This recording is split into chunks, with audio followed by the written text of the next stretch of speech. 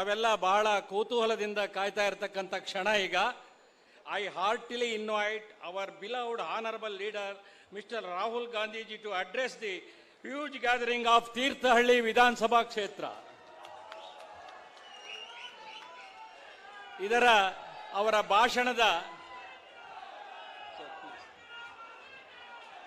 ಭಾಷಣದ ಕನ್ನಡ ಅನುವಾದವನ್ನ ಶ್ರೀಯುತ ಮಂಜುನಾಥ್ ಭಂಡಾರಿ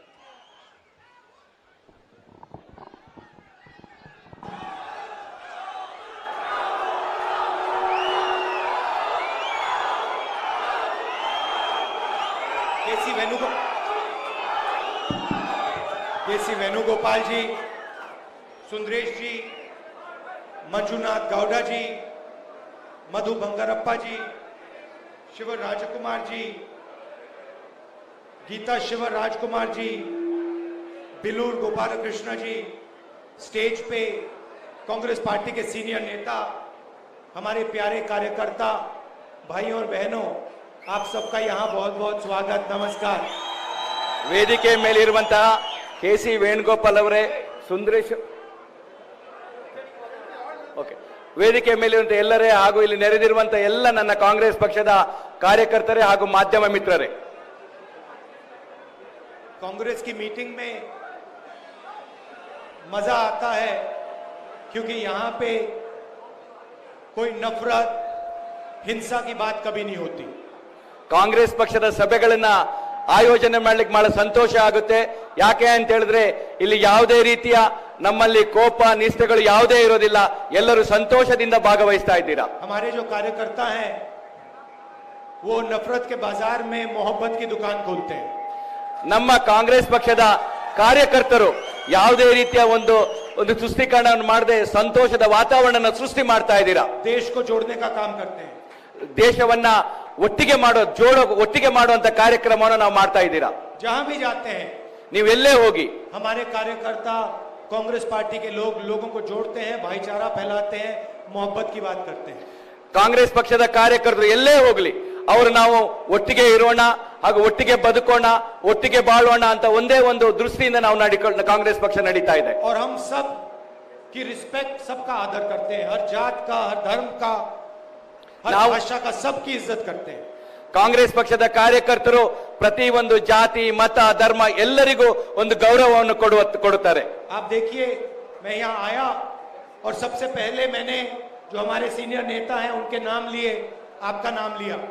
ನಾನು ಇಲ್ಲಿಗೆ ಬಂದ ಕೂಡಲೇ ನಮ್ಮ ವೇದಿಕೆ ಮೇಲಿರುವಂತ ಎಲ್ಲ ನಮ್ಮ ಹಿರಿಯ ಪಕ್ಷದ ನಾಯಕರುಗಳ ಹೆಸರುಗಳನ್ನ ಮತ್ತು ನಿಮ್ಮೆಲ್ಲರ ಮನಗಳಲ್ಲಿ ನಾನು ಮನದಟ್ಟು ಮಾಡಿಕೊಂಡಿರುತ್ತೇನೆ। बीजेपी की मीटिंग देखिए, नरेंद्र मोदी जी आते हैं, किसी नेता का नाम नहीं लेते।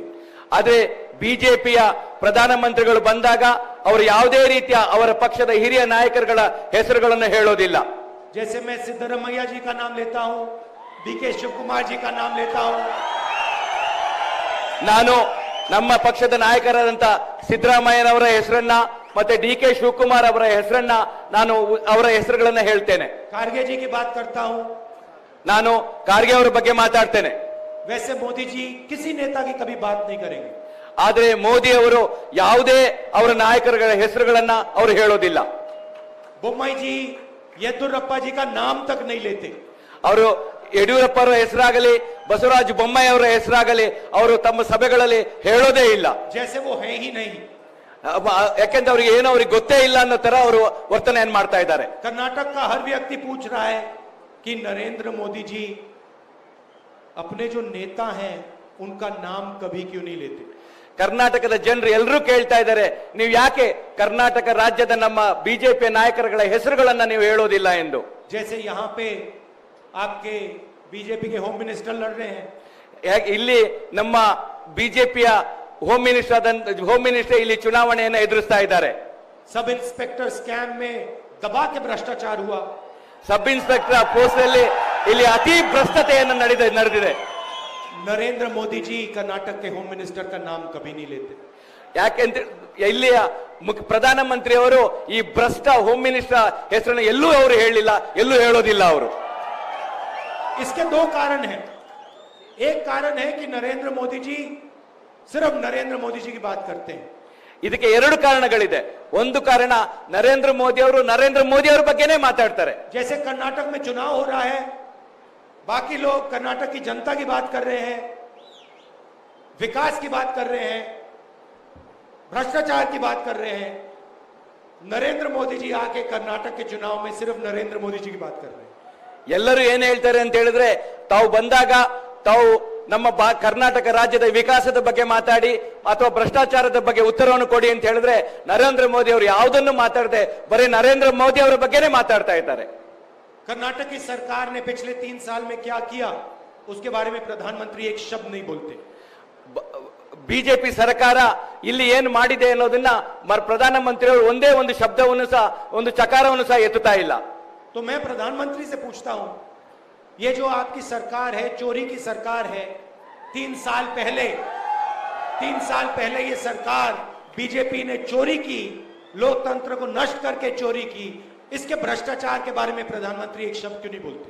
ನಾನು ಪ್ರಧಾನಮಂತ್ರಿ ಹತ್ರ ಕೇಳಲಿಕ್ಕೆ ಬಯಸ್ತಾ ಇದ್ದೇನೆ, 3 ವರ್ಷಗಳ ಹಿಂದೆ ಇಲ್ಲಿ ಒಂದು ಸರ್ಕಾರ ನೀವು ರಚನೆಯನ್ನು ಮಾಡಿದಿರಲ್ಲ, ಇದು ಕಳ್ಳ ಹಾದಿಯಲ್ಲಿ ನೀವು ಮಾಡಿದಂತ ಸರ್ಕಾರ, ಭ್ರಷ್ಟ ಸರ್ಕಾರ.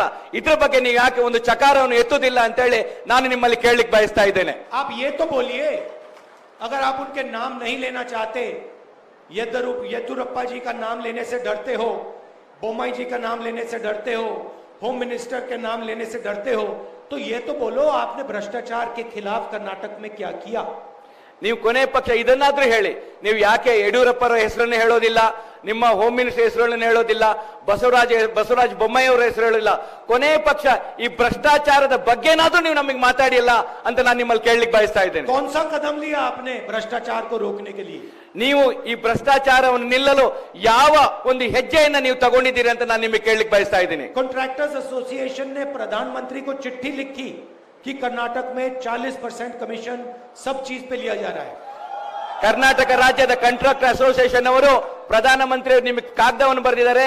ತಮ್ಮ ಪ್ರತಿ ಕೆಲಸಕ್ಕೆ 40% ಹಣವನ್ನ ಲಂಚದ ಮುಖಾಂತರ ಕೇಳ್ತಾ ಇದ್ದಾರೆ ಅಂತ ನಿಮಗೆ ಪತ್ರವನ್ನು ಬರೆದಿದ್ದಾರೆ. आपने उस चिट्ठी का जवाब तक नहीं दिया. ಆದ್ರೆ ನೀವು ಆ ಪತ್ರಕ್ಕೆ ಇಲ್ಲಿಯವರೆಗೆ ಉತ್ತರವನ್ನೇ ಕೊಟ್ಟಿಲ್ಲ. कर्नाटक की जनता को आप ये भी बताओ, जब कर्नाटक, महाराष्ट्र और गोवा के बीच में पानी का मसला उठा तो आपने कर्नाटक की मदद की, हां या ना? ನೀವು ಕೊನೆ ಪಕ್ಷ ಇವತ್ತೇನು ಮಹಾರಾಷ್ಟ್ರ ಮತ್ತೆ ಗೋವಾ ಕರ್ನಾಟಕದ ಒಂದು ನೀರ ಹಂಚಿಕೆಯ ಬಗ್ಗೆ ಒಂದು ಕಾರಣ ಇದೆ, ಅದರ ಬಗ್ಗೆ ನೀವು ಯಾವುದಾದ್ರೂ ಒಂದು ಸ್ಪಷ್ಟ ನಿಲುವನ್ನಾದ್ರೂ ನಮಗೆ ತಿಳಿಸಿ ಅಂತ ನಾನು ಹೇಳಿಕ್ ಬಯಸ್ತಾ ಇದ್ದೇನೆ. बाढ़ आई, आपने कर्नाटक के लिए क्या किया? ನೀವು ಪ್ರವಾಹ ಬಂದಾಗ ಈ ಕರ್ನಾಟಕಕ್ಕೆ ಯಾಕೆ ಬರಲಿಲ್ಲ? और जब कर्नाटक का टैक्स का पैसा कर्नाटक को नहीं दिया जा रहा था, कम पैसा दिया जा रहा था, तो आपने कर्नाटक के लिए क्या किया? ನೀವು ಕರ್ನಾಟಕದಿಂದ ಏನು ತೆರಿಗೆ ಮೂಲಕ ಹಣವನ್ನ ನೀವು ತಗೊಳ್ತಾ ಇದ್ದೀರಲ್ಲ, ಅದರಲ್ಲಿ ಕಮ್ಮಿ ಹಣವನ್ನ ನಮಗೆ ಕೊಡ್ತಾ ಇದ್ದೀರಾ. ಯಾಕೆ ಆ ಕಮ್ಮಿ ಹಣವನ್ನ ಕೊಡ್ತಾ ಇದ್ದೀರಾ ಅನ್ನೋದನ್ನ ಕರ್ನಾಟಕದ ಜನಕ್ಕೆ ನೀವು ತಿಳಿಸಬೇಕು ಅಂತ ನಾನು ನಿಮ್ಮಲ್ಲಿ ಕೇಳಲಿಕ್ಕೆ ಬಯಸ್ತಾ ಇದ್ದೀನಿ. अच्छा, कर्नाटक की बात छोड़िए, यहाँ की बात करते हैं. ಕರ್ನಾಟಕದ ಮಾತು ಬಿಟ್ಬಿಡಿ, ನೀವು ಇಲ್ಲಿಯ ಬಗ್ಗೆ ಮಾತಾಡಿ. यहाँ जो लोग खेती करते हैं, जिनको उनकी जमीन नहीं दी जा रही है, उनके बारे में आपने क्या किया? ನೀವು ಅಲ್ಲಿ ಬೇಡ, ಇಲ್ಲಿಯ ವಿಷಯ, ಇಲ್ಲಿ ಏನು ಇವತ್ತು ರೈತರು ನಮ್ಮ ಬೆಳೆಗಳನ್ನು ಬೆಳೀತಾ ಇದ್ದಾರೆ ಅದ್ರ ಬಗ್ಗೆ ನೀವು ಮಾತಾಡಿ. यहाँ पे जो Visvesvaraya iron and steel plant था, उसके बारे में आपने क्या किया? ಇಲ್ಲಿ ಏನು ಭದ್ರಾವತಿಯಲ್ಲಿ Visvesvaraya iron and steel factory ಇದೆ ಅದ್ರ ಬಗ್ಗೆ ನೀವು ಮಾತಾಡಿ. जब आपके ही नेताओं ने इस प्लांट के बारे में बोला, आपने कहां मदद की, कैसे मदद की, ये बताइए. ನಿಮ್ಮ ಪಕ್ಷದ ನಾಯಕರು ಹೇಳ್ತಾ ಇದ್ರು ನಾವು ಅದನ್ನ ಪುನರುತ್ಥಾನ ಮಾಡ್ತೇವೆ ಅಂತ ಹೇಳಿ, ಆದ್ರೆ ನೀವು ಏನು ಮಾಡಿದೀರಾ ಅನ್ನೋದನ್ನ ಈ ಜಿಲ್ಲೆಯ ಜನತೆಗೆ ತಿಳಿಸಬೇಕು ಅಂತ ಹೇಳಿ ನಾನು ನಿಮ್ಮಲ್ಲಿ ಒತ್ತಾಯ ಮಾಡ್ತಾ ಇದ್ದೇನೆ. भाई और बहनों, ये नरेंद्र मोदी जी के बारे में चुनाव नहीं है. ಸಹೋದರ ಸಹೋದರಿಯರೇ, ಈ ಚುನಾವಣೆ ನರೇಂದ್ರ ಮೋದಿ ಅವರ ಬಗ್ಗೆ ಚುನಾವಣೆ ಅಲ್ಲ. ये चुनाव आपके भविष्य का, आपके बच्चों का, आपके युवाओं का, माताएं बहनों का चुनाव है. ये कर्नाटक का चुनाव है. ಈ ಚುನಾವಣೆ ನಮ್ಮ ಮಕ್ಕಳ, ನಮ್ಮ ಮಹಿಳೆಯರ, ನಮ್ಮ ರೈತರ, ನಮ್ಮ ಕಾರ್ಮಿಕರ ಚುನಾವಣೆ ಆಗಿದೆ ಹೊರತು ಇದು ನರೇಂದ್ರ ಮೋದಿ ಅವರ ಚುನಾವಣೆ ಅಲ್ಲ. इसमें सबसे जरूरी मुद्दे भ्रष्टाचार, महंगाई और बेरोजगारी है. ಇದರ ಮುಖ್ಯ ಉದ್ದೇಶ ಈ ಚುನಾವಣೆ ಇದೆ ಅಂತ ಹೇಳಿದ್ರೆ ಭ್ರಷ್ಟಾಚಾರ, ಬೆಲೆ ಏರಿಕೆ ಮತ್ತೆ ನಿರುದ್ಯೋಗ, ಇದ್ರ ಬಗ್ಗೆ ಈ ಚುನಾವಣೆ ನಡೀತಾ ಇದೆ. और पिछले 3 सालों भ्रष्टाचार में बीजेपी ने वर्ल्ड रिकॉर्ड तोड़ दिया है. 40% हर काम में 40% भ्रष्टाचार इन्होंने किया है. ಕಳೆದ 3 ವರ್ಷಗಳ ಬಿಜೆಪಿ ಸರ್ಕಾರ ಪ್ರಪಂಚದಲ್ಲೇ ಒಂದು ದಾಖಲೆಯ ಭ್ರಷ್ಟ ಸರ್ಕಾರ 40% ಸರ್ಕಾರ ಎಂದು ದಾಖಲೆಯನ್ನು ಸ್ಥಾಪಿಸಿದೆ. नोटबंदी और जीएसटी ने पूरे देश में बेरोजगारी फैला दी है. ನೋಟಿನ ಅಮನೀಕರಣ ಇರಬಹುದು, ಜಿಎಸ್ಟಿ ಇರಬಹುದು, ಇದೆಲ್ಲ ನಮ್ಮ ಸಣ್ಣ ವ್ಯಾಪಾರಸ್ಥರನ್ನ ಎಲ್ಲರನ್ನ ನೆಲಸಮ ಮಾಡಿದೆ. सारे के सारे छोटे व्यापारी, स्मॉल और मीडियम बिजनेस वाले सारे के सारे बंद हो गए.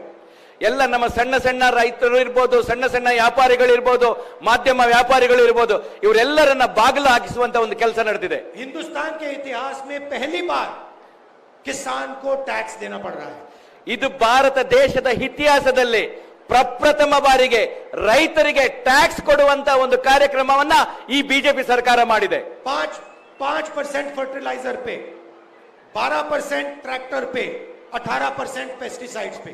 5% ನಾವು ರೈತರು ಉಪಯೋಗ ಮಾಡುವಂತಹ ಸಲಕರಣೆಗಳಿರ್ಬೋದು, 12% ಟ್ಯಾಕ್ಸ್ ನಮ್ಮ ಟ್ರಾಕ್ಟರ್ಗಳಿಗಿರ್ಬೋದು, 18% ನಾವು ತಗೊಳ್ಳುವಂತ ರಸಗೊಬ್ಬರಗಳ ಬೆಲೆಗೆ ಈ ತೆರಿಗೆಯನ್ನ ಈ ಸರ್ಕಾರ ಹಾಕಿದೆ.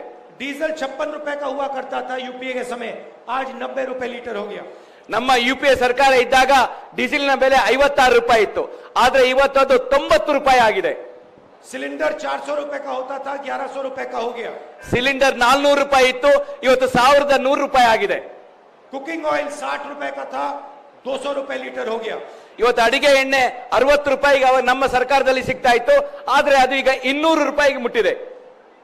1.5 करोड़ लोगों को रोजगार खो गया.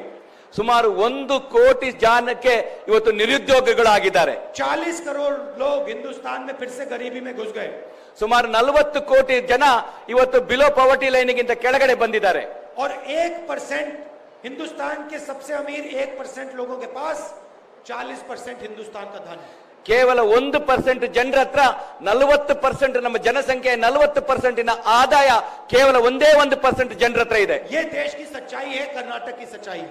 ಇದು ನಮ್ಮ ದೇಶದ ಸತ್ಯ, ಇದು ನಮ್ಮ ಕರ್ನಾಟಕದ ಸತ್ಯ ಅನ್ನೋದನ್ನ ನಾವು ಮನವರಿಕೆ ಮಾಡ್ಕೊಳ್ಬೇಕಾಗಿದೆ. अब मैं आपको बताना चाहता हूं इसके बारे में कांग्रेस क्या करना चाहती है. ನಾನು ಇದ್ರ ಬಗ್ಗೆ ನಮ್ಮ ಕಾಂಗ್ರೆಸ್ ಪಕ್ಷ ಏನು ಮಾಡ್ತಾ ಇದೆ ಅಂತ ಹೇಳಲಿಕ್ಕೆ ನಾನು ಬಯಸ್ತಾ ಇದ್ದೇನೆ. हम क्या एक्शन लेंगे, हमारा प्लान क्या है. ನಮ್ಮ ಮುಂದಿನ ನಮ್ಮ ಏನು ಪಥ ಇದೆ, ನಮ್ಮ ರಸ್ತೆ, ನಾವೇನು ನಿರ್ಧಾರವನ್ನು ತೆಗೆದುಕೊಳ್ತೇವೆ ಅಂತ ಹೇಳಿ ನಾನು ನಿಮಗೆ ಹೇಳಲಿಕ್ಕೆ ಬಯಸ್ತಾ ಇದ್ದೇನೆ. 1 साल पहले हमने कर्नाटक की जनता से बातचीत करनी शुरू की. ನಾವು 1 ವರ್ಷದ ಹಿಂದೆ ನಾವು ಕರ್ನಾಟಕದ ಜನರೊಂದಿಗೆ ಸಂವಾದಗಳನ್ನು ಮಾತಾಡ್ಲಿಕ್ಕೆ ಶುರು ಮಾಡಿದೆ. हमने सर्वे किए और हमने आपसे, कर्नाटक के युवाओं से, माताओं से, बहनों से पूछा कांग्रेस पार्टी को क्या करना चाहिए. ನಾನು ಸರ್ವೆಯನ್ನು ಮಾಡಿಸಿದ ಸಂದರ್ಭದಲ್ಲಿ ಅಲ್ಲಿನ ಯುವಕರ ಜೊತೆ, ಮಹಿಳೆಯರ ಜೊತೆ ಹಾಗೂ ಎಲ್ಲ ಜನರ ಜೊತೆ, ಕಾರ್ಮಿಕರ ಜೊತೆ ಒಂದು ಸರ್ವೆಯನ್ನು ಮಾತಾಡಿ ಜನರಿಗೆ ಏನು ಬೇಕು ಅನ್ನೋದನ್ನ ನಾನು ತಿಳ್ಕೊಂಡಿದ್ದೀನಿ. और आपने हमें 5 चीजें बताई.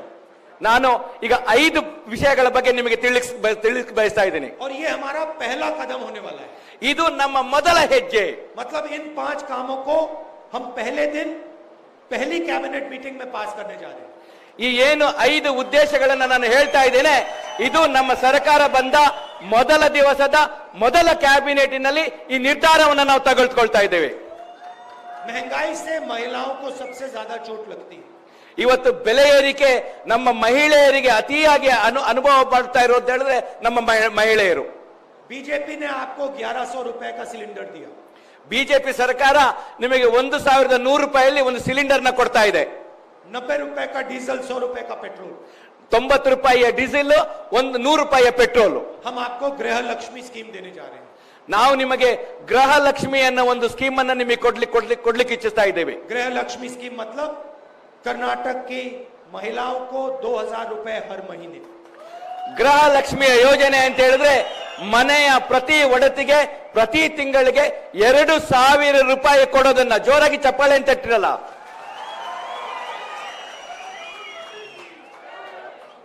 हर परिवार को 200 यूनिट बिजली मुफ्त में हर महीने. ಪ್ರತಿ ಕುಟುಂಬಕ್ಕೆ 200 ಯೂನಿಟ್ ವಿದ್ಯುತ್ತನ್ನ ಉಚಿತವಾಗಿ ಕೊಡ್ತಾ ಇದೆ ಪ್ರತಿ ಮನೆಗೆ. इसको हम गृह ज्योति कहते हैं. ಇದಕ್ಕೆ ಗೃಹ ಜ್ಯೋತಿ ಅಂತ ಹೆಸರನ್ನು ಇಟ್ಟಿದ್ದೇವೆ.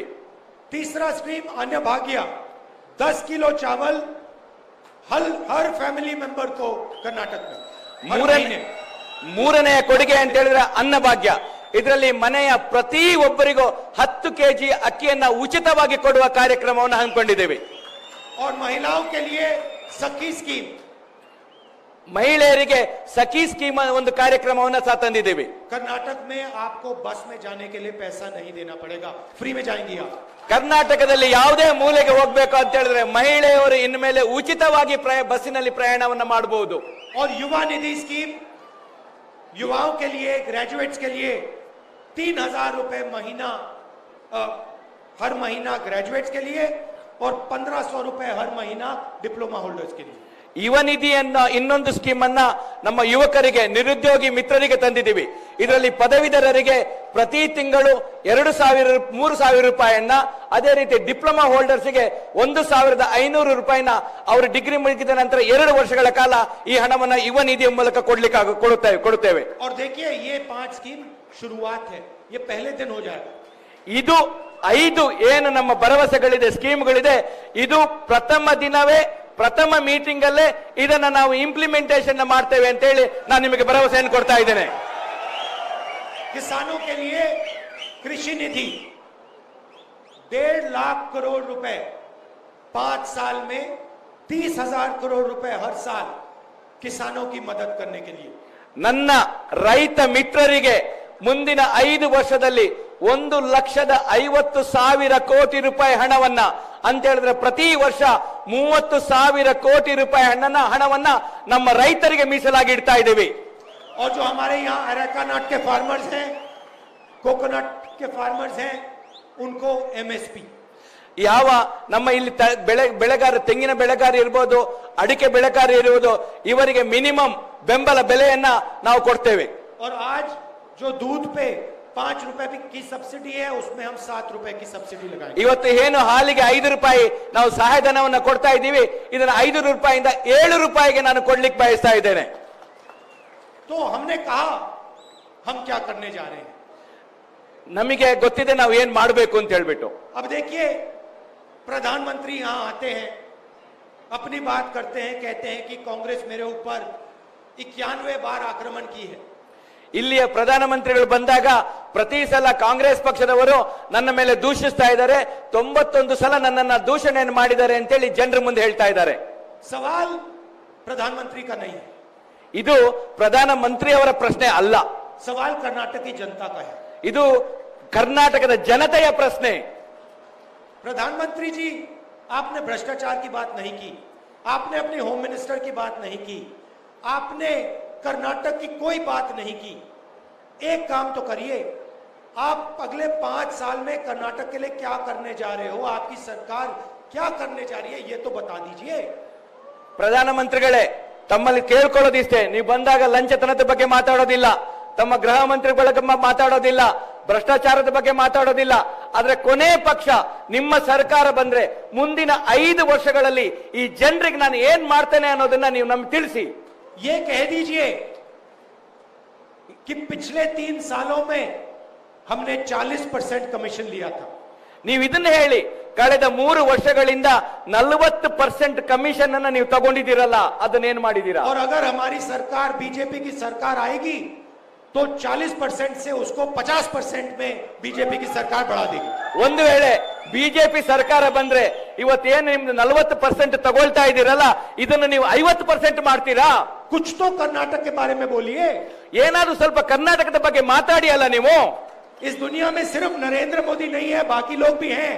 ಈ ಪ್ರಪಂಚದಲ್ಲಿ ನರೇಂದ್ರ ಮೋದಿ ಒಬ್ಬರೇ ಇಲ್ಲ, ಬೇಕಾದಷ್ಟು ಜನ ಇದ್ದಾರೆ, ಅವ್ರ ಬಗ್ಗೆ ಮಾತಾಡಿ. अपने नेताओं की बात कीजिए, कर्नाटक की बात कीजिए, युवाओं की बात कीजिए, माताओं बहनों की बात कीजिए. ನೀವು ಜನರ ಬಗ್ಗೆ ಮಾತಾಡಿ, ನಿಮ್ಮ ನಾಯಕರುಗಳ ಬಗ್ಗೆ ಮಾತಾಡಿ, ಯುವಕರ ಬಗ್ಗೆ ಮಾತಾಡಿ, ಮಹಿಳೆಯರ ಬಗ್ಗೆ ಮಾತಾಡಿ, ಕೂಲಿ ಕಾರ್ಮಿಕರ ಬಗ್ಗೆ ಮಾತಾಡಿ. ಬರೇ ಯಾಕೆ ನಿಮ್ಮ ಬಗ್ಗೆ ಮಾತಾಡ್ತಾ ಇರ್ತೀರಾ अच्छा, ನೀವು? ऐसे करिए 70% आप अपनी बात कीजिए, ಹೋಗ್ಲಿ ಬಿಡಿ, ಕೊನೆ ಪಕ್ಷ 70% ನಿಮ್ಮ ಬಗ್ಗೆ ಮಾತಾಡಿ, 30% कर्नाटक की बात कर लीजिए. ಕೊನೆ ಪಕ್ಷ 30% ಆದ್ರೂ ಕರ್ನಾಟಕದ ಬಗ್ಗೆ ಮಾತಾಡಿ. हम मान जाएंगे, हम एक्सेप्ट कर लेंगे. ನಾವು ಅದನ್ನ ಒಪ್ಕೊಳ್ಳಿಕ್ಕೆ ತಯಾರಿದ್ದೀವಿ. आप आधा घंटा बात करो, 1 घंटा बात करो, ನೀವು 1 ಗಂಟೆ ಬೇಕಾದ್ರೂ ಮಾತಾಡಿ, ಅರ್ಧ ಗಂಟೆ ಬೇಕಾದ್ರೂ ಮಾತಾಡಿ. 70% टाइम आप खुल के अपनी बात करो. ನೀವು 70% ನಿಮ್ಮ ಬಗ್ಗೆ ಮಾತಾಡಿ, जो बोलना है बोलो. ನಿಮ್ಗೆ ಏನ್ ಹೇಳ್ಬೇಕಾದ್ರೆ ಹೇಳ್ಬಿಡಿ. कांग्रेस ने मेरे साथ ये किया वो किया, मैं बहुत उदास हूं, मैं मेरे बहुत बड़े मित्र हैं, अदानी जी का बहुत अच्छा रिश्ता है मेरा, जो बोलना है आप बोलो. ನಿಮ್ಗೆ ಏನ್ ಬೇಕೋ ಕಾಂಗ್ರೆಸ್ಗೆ ಬೈಬೇಕಾ ಬೈರಿ, ಏನ್ ಬೇಕೋ ಹೇಳ್ಬೇಕಾ ಹೇಳಿ. ಕೊನೆ ಪಕ್ಷ ಅದಾನಿ ನನ್ನ ಒಳ್ಳೆ ಫ್ರೆಂಡು, ನನ್ನ ಒಳ್ಳೆ ದೋಸ್ತಿ, ನಾನು ಅವನಿಗೆಲ್ಲ ಮಾಡಿದ್ದೀನಿ, ಅದನ್ನು ನೀವು ಹೇಳ್ಬಿಡಿ 70ರಲ್ಲಿ. और फिर 30% कर्नाटक के युवाओं की बात बोलो, कर्नाटक की महिलाओं की बात करो, कर्नाटक के किसानों की बात करो. आप क्या करने जा रहे हो वो बोलो. येदुरप्पा जी का नाम ले लो, बोम्मई जी का नाम ले लो. ಕೊನೆ ಪಕ್ಷ 30% ಅಲ್ಲಿ ನಮ್ಮ ಜನರಿಗೆ ಏನ್ ಮಾಡ್ತೀರಾ, ಯುವಕರಿಗೆ ಏನ್ ಮಾಡ್ತೀರಾ, ಮಹಿಳೆಯರಿಗೆ ಏನ್ ಮಾಡ್ತೀರಾ, ರೈತರಿಗೆ ಏನ್ ಮಾಡ್ತೀರಾ, ಕೂಲಿ ಕಾರ್ಮಿಕರಿಗೆ ಏನ್ ಮಾಡ್ತೀರಾ. ಕೊನೆ ಪಕ್ಷ ಯಡಿಯೂರಪ್ಪ ಬೊಮ್ಮಾಯಿ ಬಗ್ಗೆ ಏನಾದ್ರೂ ಮಾತಾಡಿ ಅಲ್ಲ. आखिरी बात, आप सब जानते हो कि पिछली सरकार चोरी की गई थी. ನಿಮಗೆ ಗೊತ್ತಿದೆ, ಕಳೆದ ಸಲದ ಸರ್ಕಾರ ಅದು ಒಂದು ಕಳ್ಳತನದ ಸರ್ಕಾರ. कांग्रेस पार्टी को सबसे ज्यादा एमएलए मिले थे, बीजेपी ने पैसा देकर भ्रष्टाचार करके आपकी सरकार चोरी की. ಕಾಂಗ್ರೆಸ್ ಪಕ್ಷದ ಜಾಸ್ತಿ ಎಂಎಲ್ಎಗಳಿದ್ರು, ತಾವು ಬಿಜೆಪಿ ಸರ್ಕಾರದವರು, ಬಿಜೆಪಿ ಅವರು ನಮ್ಮ ಕಾಂಗ್ರೆಸ್ ಪಕ್ಷದ ಸರ್ಕಾರ ಸದಸ್ಯರನ್ನ ನೀವು ಕಳ್ಳತನದ ಹಣದ ಮೂಲಕ ನೀವು ಅವರನ್ನು ಖರೀದಿ ಮಾಡಿದ್ರಿ.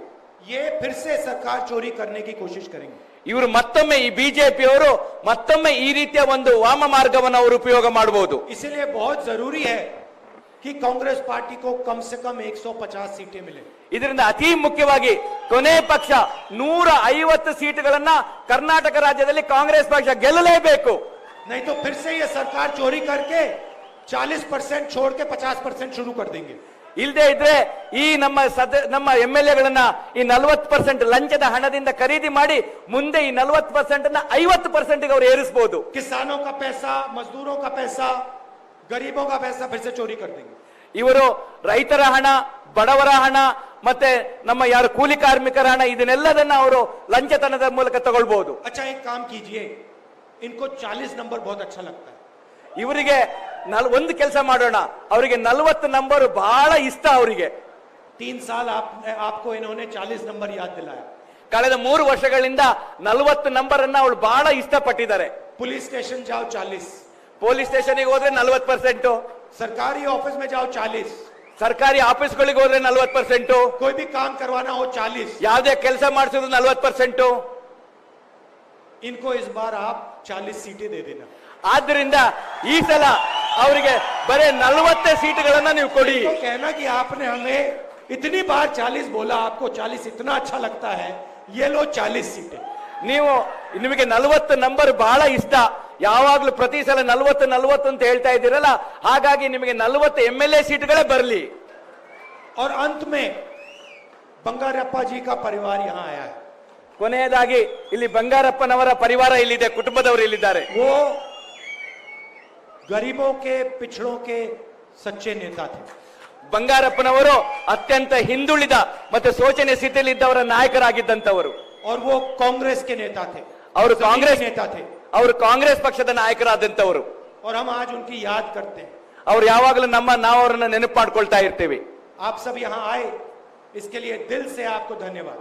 ನೀವು ಇಲ್ಲಿ ಬಂದಿದ್ದೀರಾ, ನಿಮ್ಮನ್ನೆಲ್ಲದನ್ನ ನಾನು ಅಂತರಾಳದಿಂದ ನಿಮಗೆ ಧನ್ಯವಾದಗಳನ್ನ ಹೇಳಲಿಕ್ಕೆ ನಾನು ಬಯಸ್ತಾ ಇದ್ದೀನಿ. नमस्कार, जय हिंद. ನಮಸ್ಕಾರ, ಜೈ ಹಿಂದ್.